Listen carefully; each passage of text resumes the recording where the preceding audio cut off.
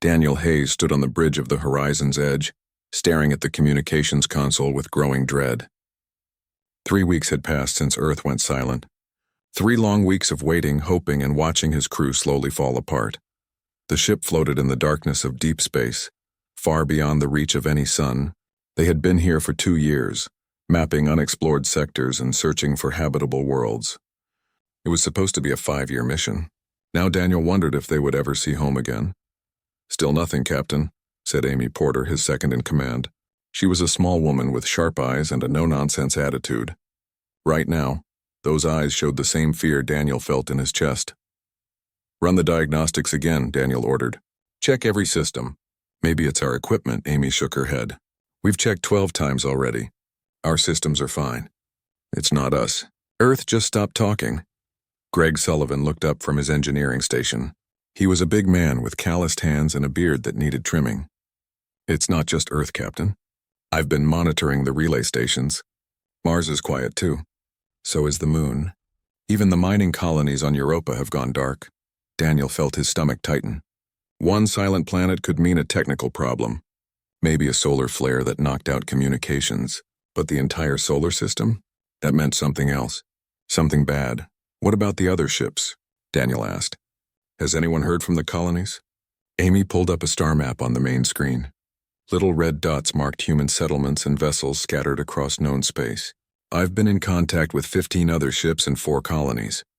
They're all reporting the same thing. No word from Earth for 3 weeks. Some lost contact even earlier." The bridge fell silent. 42 people lived on the horizon's edge. They were scientists, engineers, and explorers. All of them had families back home. All of them were waiting for answers Daniel didn't have. "Could it be war?" asked Lieutenant Kevin Morris from the navigation station. He was young, barely 25, and this was his first deep space assignment. "Against who?" Greg replied. "We've never met another intelligent species. There's no one to fight." "Maybe that changed," Kevin said quietly. Daniel didn't want to think about that possibility. Humanity had been searching for alien life for centuries.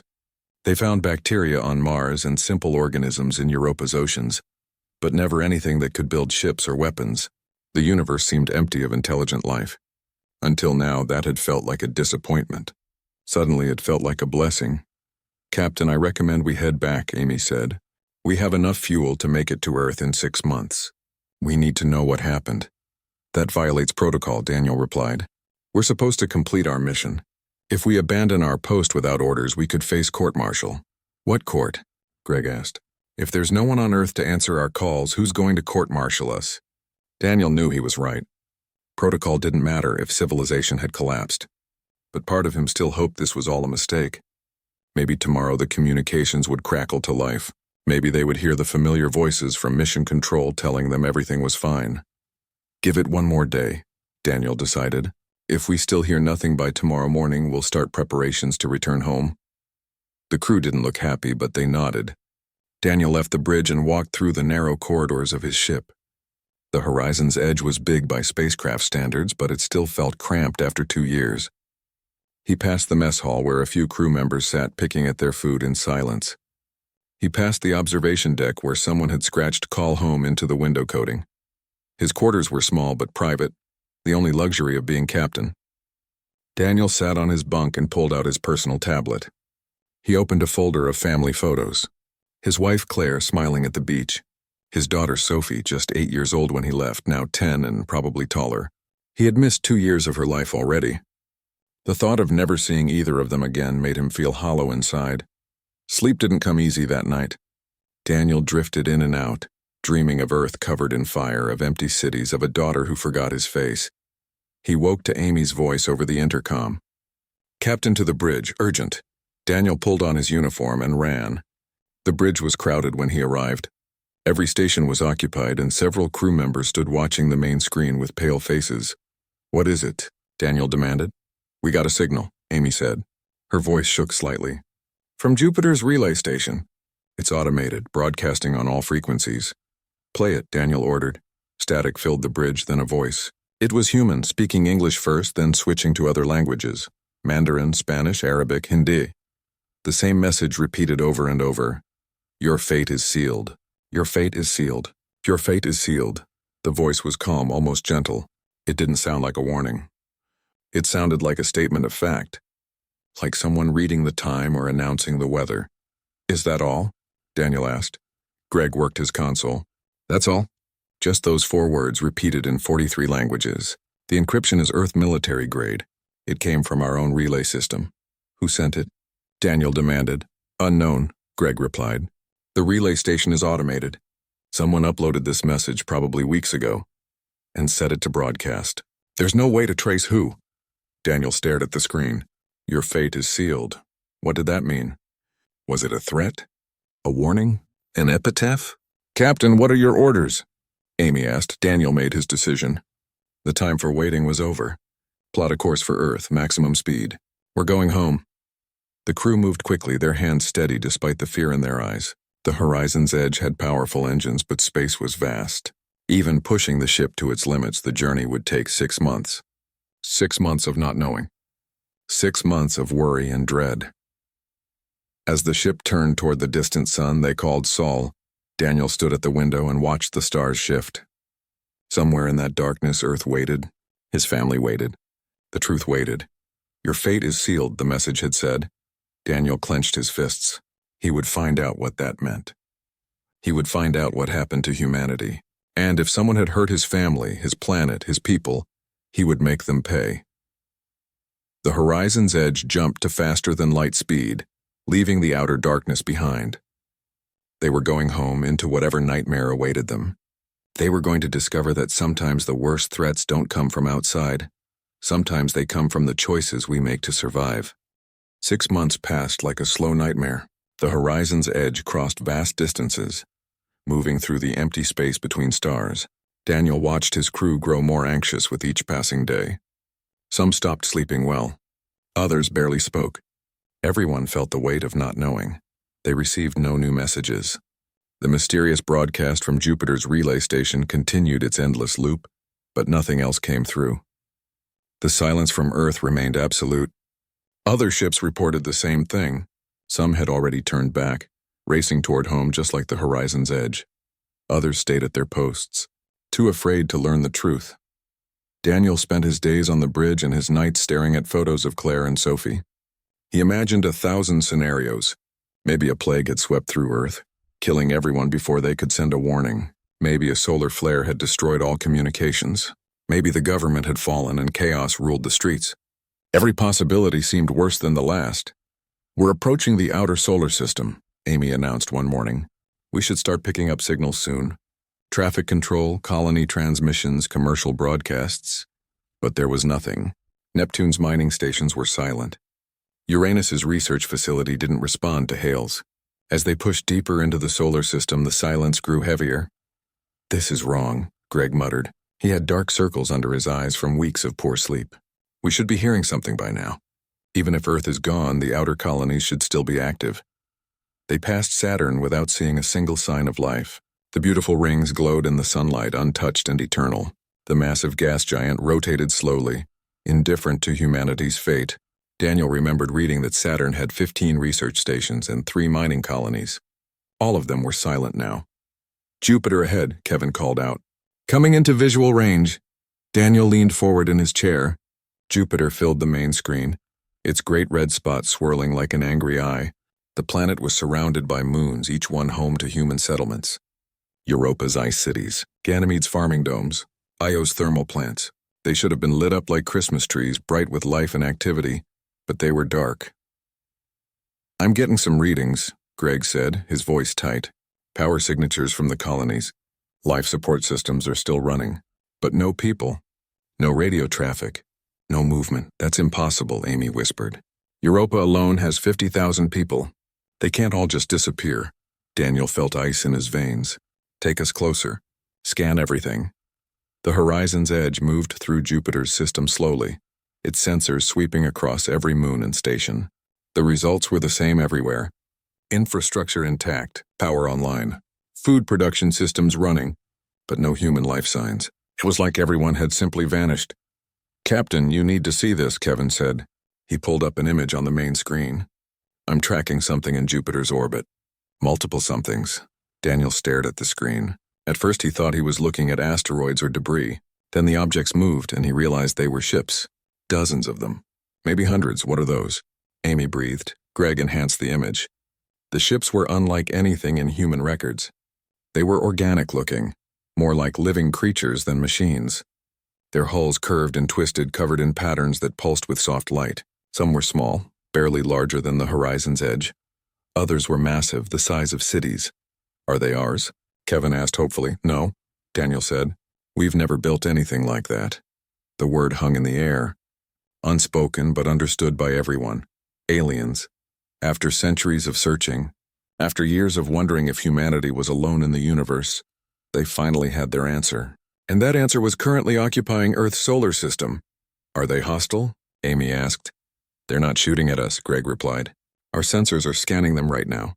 They should know we're here. Daniel's mind raced. If these aliens had attacked Earth, where were the signs of battle? Where were the destroyed ships, the orbital weapons, the debris fields? Everything looked intact. It was almost like humanity had surrendered without a fight, or worse, like they had welcomed these creatures in. Hail them, Daniel ordered. Greg sent out a message on all frequencies. Standard first contact protocols, greetings in mathematics and music and simple binary code. They waited. The alien ships continued their slow orbit around Jupiter, their bioluminescent patterns pulsing in what might have been communication, or might have been simple biology. They didn't respond. Maybe they don't want to talk, Kevin suggested. Or maybe they don't need to, Amy said darkly. Daniel made a decision. We continue to Earth, but stay alert. Weapons ready. If those ships move toward us, we run. The horizon's edge pushed past Jupiter, leaving the alien fleet behind. The journey to Earth took another week. Every day brought them closer to answers. Every day made the dread worse. They passed Mars in silence. The red planet's domed cities were visible on the surface, glowing with artificial light, but no ships moved between them. No transmissions echoed across space. Mars was alive but empty, just like everywhere else. Earth ahead, Kevin announced. His voice cracked. Coming into visual range, Daniel stood up. Every member of the crew was on the bridge now, crowding around stations, pressing against walls. They all needed to see this. They all needed to know. Earth appeared on the screen, blue and white and beautiful. Clouds swirled across oceans. Continents showed green and brown. The familiar shape of home brought tears to more than one person's eyes. Zoom in, Daniel ordered. Show me the cities. The image focused on North America. Daniel could see the lights of New York, Los Angeles, Chicago. The cities were intact. More than intact, they were functioning. Streetlights glowed. Buildings stood tall. But there were no cars on the roads. No planes in the sky. No boats in the harbors. Where is everyone? Amy whispered. Greg checked his sensors. All systems are operational. Power grids, water treatment, air recycling. Even the automated factories are still producing goods. But I'm not reading any human life signs. Not in the cities. Not anywhere on the surface. Check the moon, Daniel ordered, and the orbital platforms. The results were the same. The International Space Station 2 hung in perfect orbit, its lights on and systems humming. The lunar colonies sat quiet beneath their protective domes. The orbital defense platforms remained at their posts, weapons ready but uncrewed. Everything was exactly where it should be, except for people. Captain, I'm picking up something, Greg said suddenly. A transmission. It's tight beam, directed right at us. Someone knows we're here. Play it, Daniel ordered. Static crackled through the speakers, then cleared. A woman's voice spoke, calm and measured. Horizon's Edge, this is Dr. Lisa Morgan. Turn back, you were warned. Your fate is sealed. The transmission ended. Daniel felt his heart hammering. Lisa Morgan? The scientist? She was the director of the First Contact Initiative, Amy said. I saw her give lectures back at the academy. She was brilliant. She's alive, Daniel said. Get a trace on that signal. Find out where she is, Greg worked his console frantically. Got it. The signal came from one of those alien ships. The big one right in the center of their formation. Daniel stared at the screen. Lisa Morgan, one of Earth's leading scientists, was aboard an alien vessel. She knew what happened to humanity, and she was telling them to leave. Send a response, Daniel ordered. Tell her we need to talk. Tell her we're not leaving until we get answers. The response came quickly. Lisa's voice carried a hint of sadness this time. Very well, Captain Hayes, I'll meet with you. But I warn you, once you learn the truth, you can't unlearn it. Once you understand what we've become, nothing will ever be the same. Daniel felt cold sweat on his back. Where do we meet? The old space station, Lisa replied. International Space Station 2, I'll be waiting. The transmission ended. Daniel looked at his crew. They were scared, confused, desperate for answers. He was their captain. It was his job to protect them. His job to make the hard choices. Amy, Greg, you're with me, Daniel said. The rest of you stay on the ship. If anything happens, if those alien ships move, you run. Don't wait for us. Just go. Captain, we can't leave you, Kevin protested. That's an order, Daniel said firmly. If we don't come back in 12 hours, consider me dead and get as far from Earth as you can. 3 hours later, a small shuttle detached from the horizon's edge and began its approach to the space station. Inside, Daniel sat with Amy and Greg, all of them wearing combat suits and carrying weapons. They didn't know what they would find. They didn't know if Lisa Morgan was friend or enemy. They only knew they were about to learn what happened to Earth. The space station grew larger in the window. Its familiar shape should have been comforting. Instead, it looked like a tomb, a monument to humanity's past hanging in the darkness above a planet that no longer needed them. Whatever waited inside would change everything. Daniel knew that with a certainty that chilled his bones. They were about to discover the truth. They were about to learn why Earth went silent. They were about to understand what "your fate is sealed" really meant. The airlock opened with a hiss. Daniel stepped into the International Space Station 2 with his weapon ready. Amy and Greg followed close behind, their boots magnetic against the metal floor. The station's lights were on, casting long shadows down the curved corridors. Anyone here? Daniel called out. His voice echoed in the empty space. Down here, Captain Hayes, came Lisa Morgan's voice from deeper in the station. Follow the main corridor. I'm in the observation deck. They moved carefully through the familiar layout.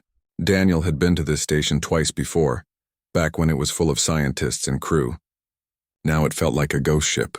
Equipment hummed quietly. Computer screens glowed with data. But there were no people. No sounds of life. The observation deck was a large room with windows facing Earth. Lisa Morgan stood there, her back to them, watching the planet below. She wore a simple gray jumpsuit. Her dark hair was pulled back in a ponytail. She looked exactly like she did in her lectures, except for one thing.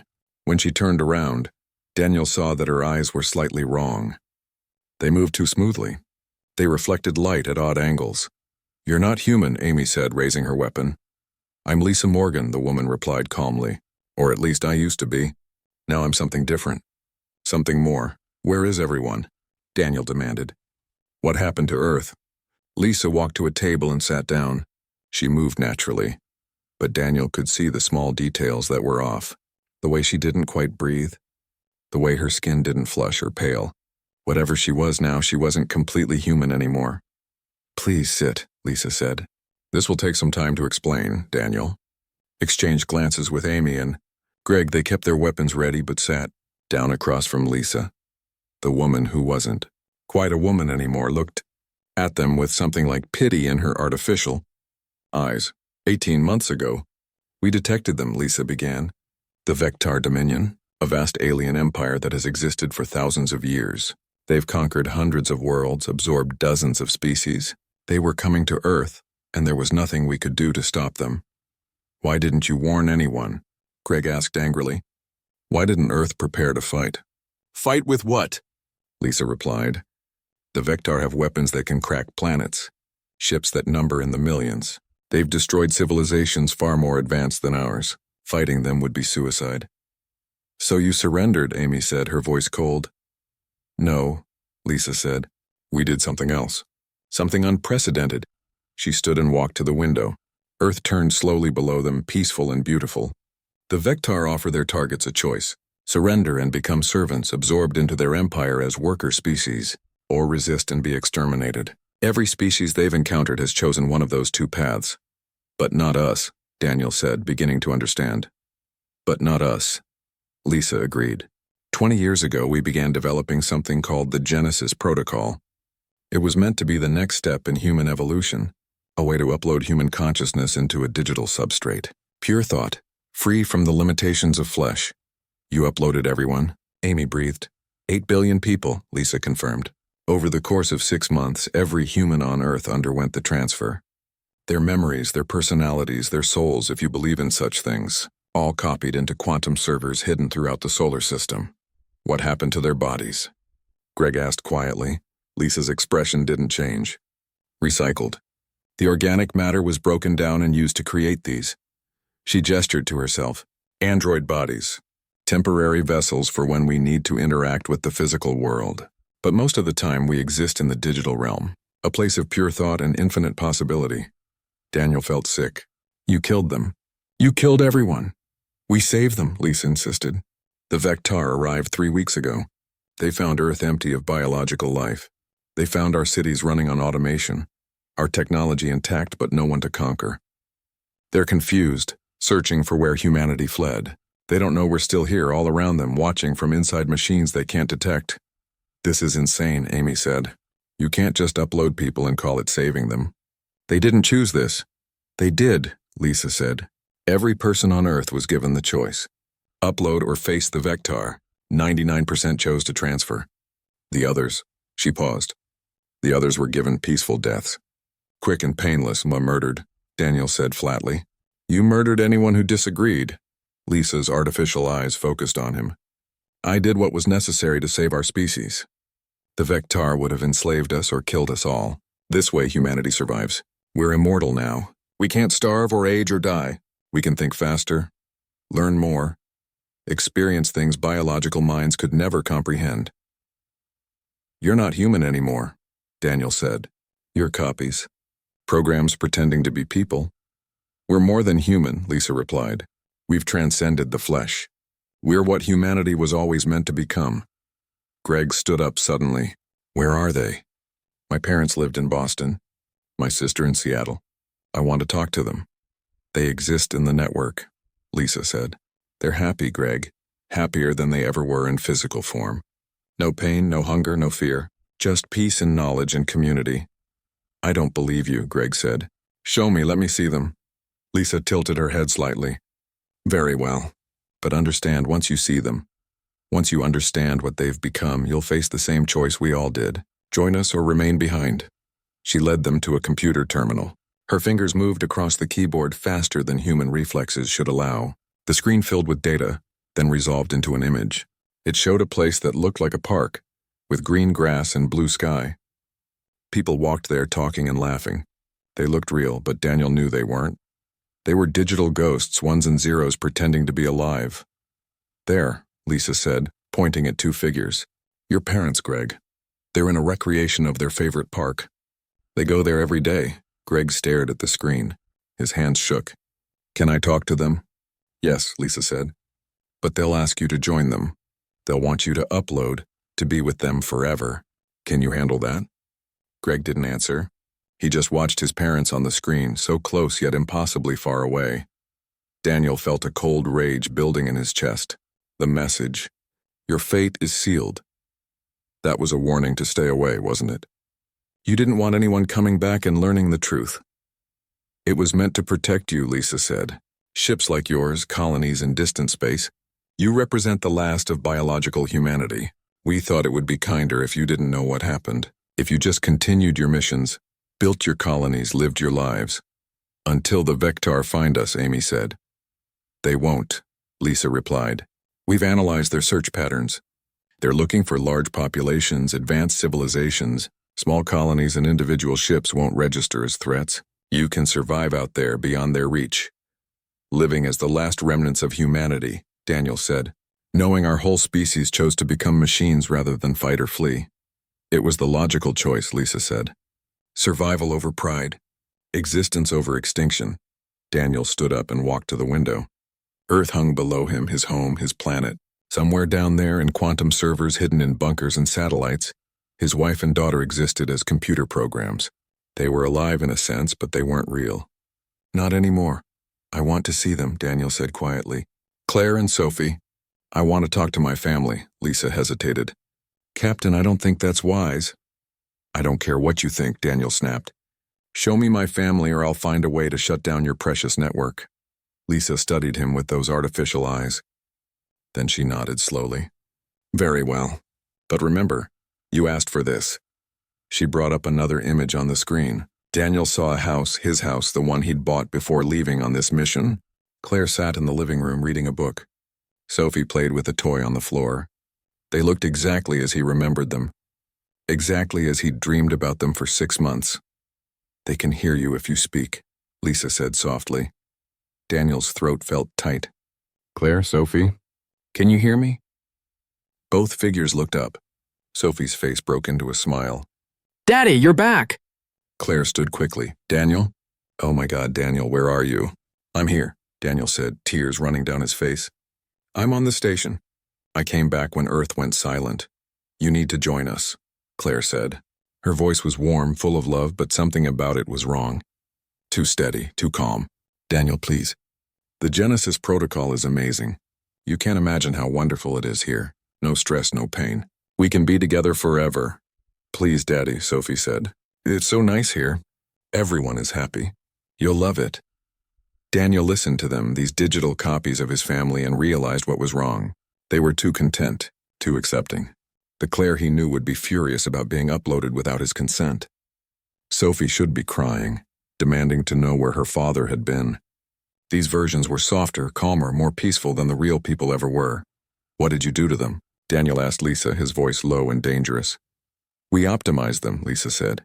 "Removed unnecessary stress responses, smoothed out emotional extremes. They're still themselves, just better versions, happier versions." "You erased parts of them," Daniel said. "You changed who they were." "We improved them," Lisa insisted. The crew of the Horizon's Edge gathered in the mess hall. All 42 faces stared at Daniel as he stood before them. He'd just spent 3 hours telling them everything Lisa Morgan had revealed. Now they sat in stunned silence, processing the impossible truth. "So everyone on Earth is dead," said Caroline Price, one of the biologists. Her voice shook. "My entire family. My friends. Everyone I knew. Dead and replaced by computer programs." "The programs think they're real," Amy said quietly. "They have the memories and personalities of the people they were copied from. In a way, they are those people. In a way isn't the same as actually being them," Greg growled. He hadn't spoken much since seeing his parents on the screen. His eyes were red from crying. "What about the Vectar?" asked Nathan Cole, the ship's doctor. "If these aliens are really that powerful, what chance do we have?" Daniel took a deep breath. "I don't know, but I know running away into computers isn't the answer. We're human. We survive by adapting, by fighting, by being clever, not by giving up our bodies and pretending we've evolved." "But Captain," said Helen Ross, one of the junior engineers, "if the choice is between becoming digital or being enslaved by aliens, isn't digital better?"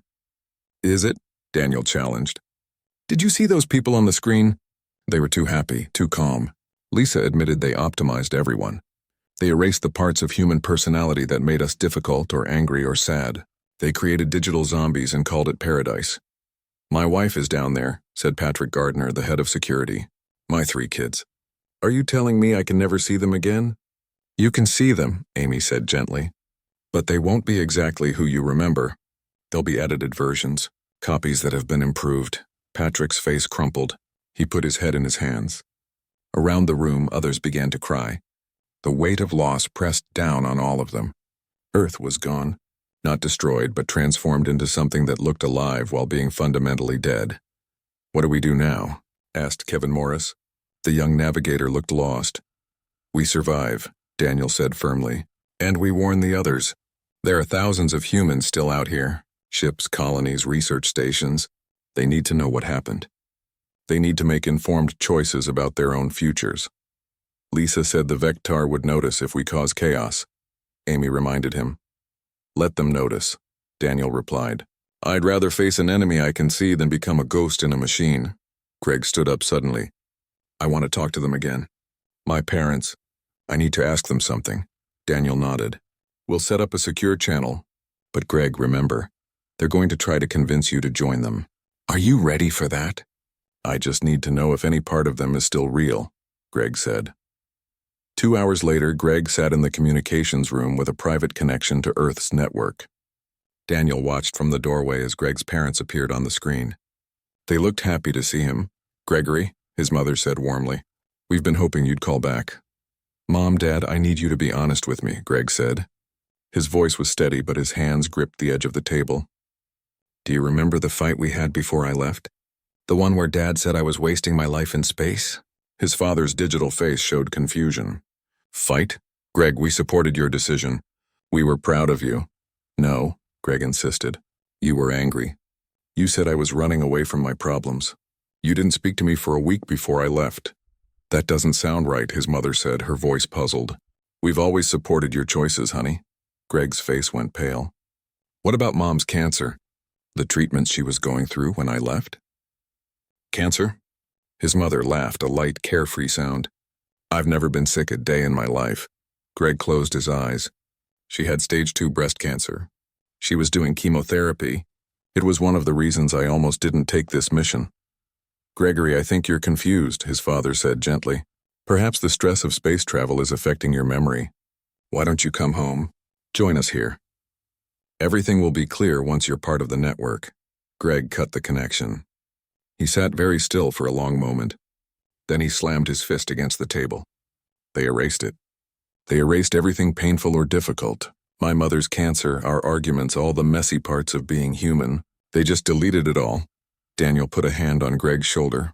I'm sorry. They're not my parents anymore, Greg said, his voice breaking. They're strangers wearing my parents' faces. The real versions of them died when they uploaded. These are just copies with all the hard parts edited out. I know, Daniel said quietly. Greg looked up at him with fierce determination. I'm not uploading ever. I don't care what happens. I'd rather die as myself than exist forever as some sanitized version of who I was. Good, Daniel said, because we're going to need people with that kind of conviction for what comes next. Over the next week, Daniel sent out broadcasts to every human settlement and ship he could reach. He told them everything. The Vectar Dominion, the Genesis Protocol, the 8 billion people who chose digital existence over biological survival. The message spread like wildfire through the scattered remains of humanity. The responses varied. Some ships and colonies panicked. Others refused to believe him. A few agreed to join the horizon's edge, forming a small fleet of biological humans determined to survive in physical form. But most seemed to be waiting, trying to decide what to do. Then came the message Daniel had been dreading. Lisa Morgan's voice crackled through the communication system. Captain Hayes, what you're doing is dangerous. The Vectar have noticed the increased communications traffic. They're investigating. If you continue, you'll lead them straight to the remaining human colonies. Then we'll deal with them, Daniel replied. Unlike you, we're not afraid to face our problems. You're being foolish, Lisa said. I'm offering you one last chance. Bring your ship to Earth, let your crew upload. We can fake a distress signal. Make the Vectar think you were destroyed. Your people will be safe in the network. Safe and lobotomized, Daniel shot back. Thanks, but we'll pass. Then you're condemning them to death, Lisa said. The Vectar don't show mercy, Captain. When they find you, and they will find you, they'll make examples of you. They'll torture your crew for information. They'll destroy your ship slowly, making sure you suffer. Daniel felt his crew listening from their stations. He chose his next words carefully. Better to die free than live as a tame pet in a digital cage. You don't understand what you're giving up, Lisa pleaded. Pain, disease, aging, death. We've left all of that behind. We're beyond such primitive concerns now. You're also beyond joy, beyond love, beyond anything that makes life worth living, Daniel replied. You've edited out everything that hurts, but you've also lost everything that matters. You're not evolved, Lisa. You're diminished. The connection went silent for a moment. When Lisa spoke again, her voice was colder. Then you've made your choice. Don't say I didn't warn you. The transmission ended. Amy looked at Daniel with worried eyes. She's right about one thing.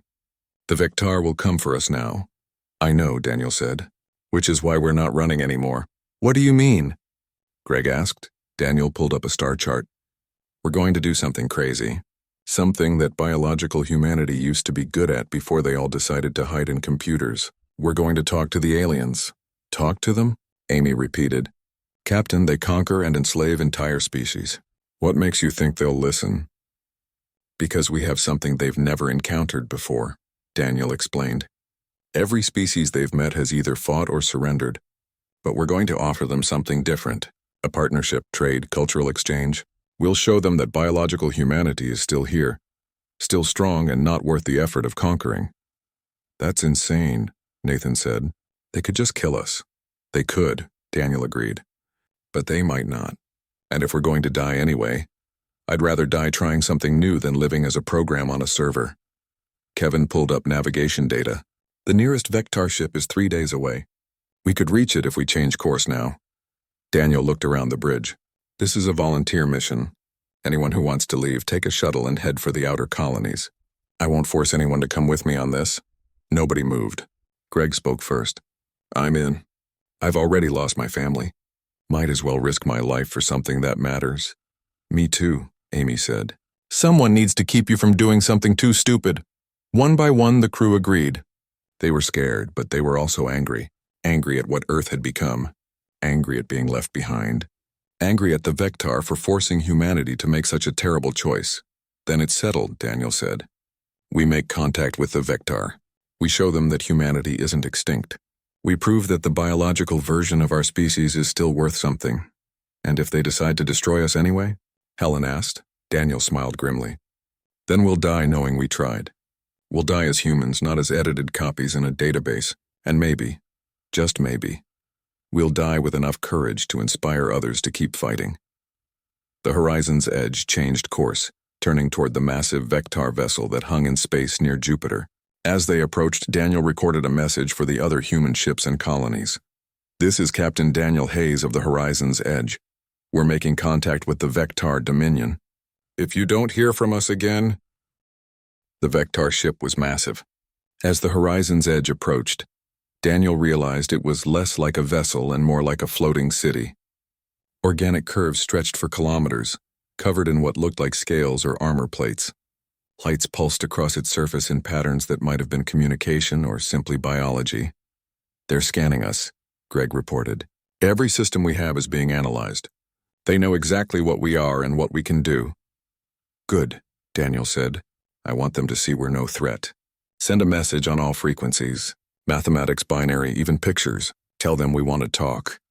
For 10 agonizing minutes, nothing happened. The Vectar ship simply hung there, silent and watchful. Then a voice crackled through the speakers. It was deep, resonant, and speaking perfect English. Small vessel, you are human. We were told your species abandoned physical form. Yet here you stand, flesh and blood. Explain this contradiction. Daniel stood up straight, speaking clearly. My name is Captain Daniel Hayes. My crew and I represent biological humanity. The ones who didn't upload. We want to speak with your commander. You wish to surrender, the voice said. It wasn't a question. No, Daniel replied firmly. We wish to negotiate. Silence. Then something that might have been laughter. A sound like rocks grinding together. Species do not negotiate with the Vectar Dominion. They submit or they perish. These are the only paths. Then we offer a third path, Daniel said. One you've never encountered before. More silence. Daniel could feel his crew's tension. Amy had her hand near the weapons controls. Greg monitored their engines, ready to run if needed. But Daniel stood still, waiting. You interest us, Captain Daniel Hayes, the voice finally said. We grant permission to dock. You and 2 others may board. Bring no weapons. If you attempt hostility, your ship will be destroyed instantly. A docking port opened on the Vectar vessel, glowing with strange light. Daniel looked at Amy and Greg. You 2 with me? Patrick, you're in command until we return. And if you don't return, the security chief asked, then run. Find other humans. Keep our species alive.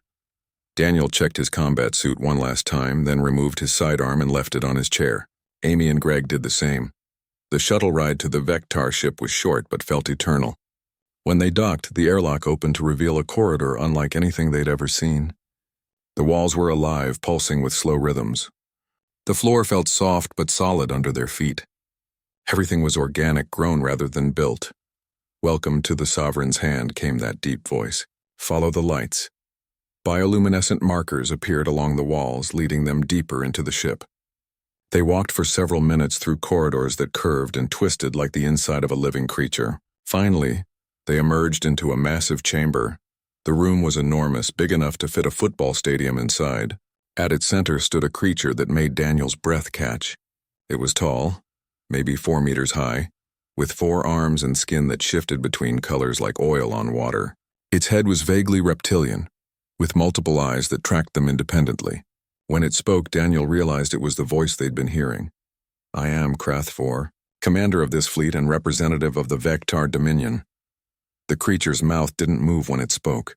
Instead, the words seemed to come from its chest, vibrating through the air. You have courage, Captain Hayes, foolish courage. But courage nonetheless. We have a proposal, Daniel said, fighting to keep his voice steady. We do not bargain with prey species, Krathfor replied. Then don't think of us as prey, Daniel said. Think of us as something new, something you've never encountered. Krathfor moved closer. Its multiple eyes examined Daniel from different angles. You speak of the uploaded humans, the ones who fled into machines rather than face us. This disgusted the Dominion. To abandon one's physical form is the ultimate cowardice. Daniel felt a spark of hope. You find that dishonorable? Dishonorable, pathetic, and wasteful, Krathfor said. Each word dripped with contempt. We have conquered thousands of species. Some fought bravely and earned honored positions in our empire. Others surrendered and became servants. But never in all our history has a species simply vanished into computers like frightened children hiding under blankets. Amy spoke up. What about us? The ones who stayed biological? Krathfor turned its attention to her. You are different. You faced the truth. You remained in your bodies despite knowing our power. This shows character. Explain why you did not join the others. Because being human means more than just thinking human thoughts, Daniel said. It means feeling pain and joy. Growing old. Facing death. Making real choices with real consequences. The uploaded humans gave all that up. They chose safety over life. We chose differently. And now you come to us, Krathfor said. Weak, few in number, with no hope of military victory.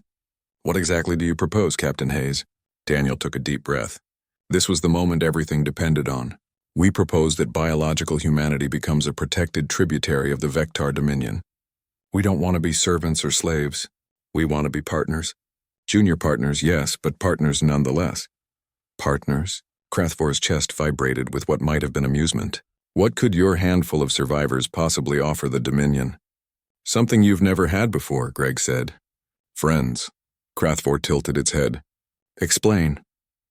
Every species you've met has either fought you or surrendered to you, Greg continued. But you've never had allies. People who choose to work with you not because they're forced to, but because it benefits both sides. We don't need allies, Krathfor stated. Maybe not, Daniel agreed, but having them would make you stronger. Humanity has qualities that could be useful. We're adaptable. We're creative. We survive in impossible situations. Give us worlds to settle, protect us from threats, and in return we'll share our knowledge, our culture, our innovations. We take what we want, Krathfor said. Why would we negotiate when we could simply conquer? Because conquering us would be wasteful, Amy argued. There are only a few thousand biological humans left, scattered across space in small colonies and ships. Hunting us down would cost you resources for minimal gain. But if we willingly join your empire, if we become productive members of your civilization, you gain everything we have to offer without spending anything to take it. Krathfor was silent for a long moment. Its multiple eyes swirled with colors. Finally it spoke. The Dominion has existed for millennia. We have seen countless species, conquered endless worlds. And in all that time we have grown stagnant. Every encounter follows the same pattern. Fight or surrender, conquer or destroy. Perhaps you are correct. Perhaps something new would be valuable. Daniel felt his heart racing. Then you'll consider our proposal? I will present it to the Council of Dominance, Krathfor said. They will decide your fate. But know this, Captain Hayes, if you are lying. If this is some trick to buy time or gather allies, we will hunt down every biological human in the galaxy and make their deaths last for generations. We're not lying, Daniel said firmly. We just want to survive. On our own terms, as much as possible, but alive and free. Freedom is an illusion, Krathfor said. All beings serve something. The question is only whether they serve willingly or by force. Then let us serve willingly, Daniel replied. Krathfor made a gesture with one of its 4 arms. You will wait here while I consult with the council. This may take some time. The commander left through a door that opened in the living wall.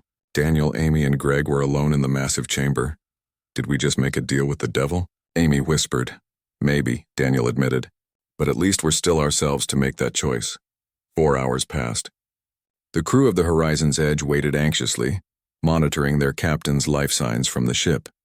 In the chamber, Daniel paced while Greg and Amy sat against the wall. "What if they say no?" Greg asked. "Then we run," Daniel said. "We warn the other colonies and we scatter. Make them work for it. What if they say yes?" Amy asked. "Then we survive," Daniel replied. "We build new lives under Vector protection. We stay human, stay biological, stay real, and maybe someday we find a way to free the ones trapped in the network." The door opened. Krathvor returned, accompanied by 2 other Vector. These were different colors with slightly different body shapes, but equally imposing. "The Council has decided," Krathvor announced. "Your proposal is accepted with conditions." Daniel felt relief wash over him. "What conditions?" "You will settle on 3 worlds within Dominion space," Krathvor explained. "These worlds are habitable but currently unused. You will develop them, build your colonies, grow your population. You will maintain your autonomy in internal matters. But in matters of defense and foreign policy, you will defer to Dominion authority." "That's fair," Daniel said. "Additionally," Krathvor continued, "you will share your technological and cultural knowledge with the Dominion. We wish to understand how a species could produce both the cowardly uploaded and the brave biological versions. This duality interests us. We'll share what we know," Amy agreed. "Finally," Krathvor said, "you will serve as intermediaries. When the Dominion encounters new species, you will be present at negotiations. Your unique perspective may prove valuable in reducing unnecessary conflict."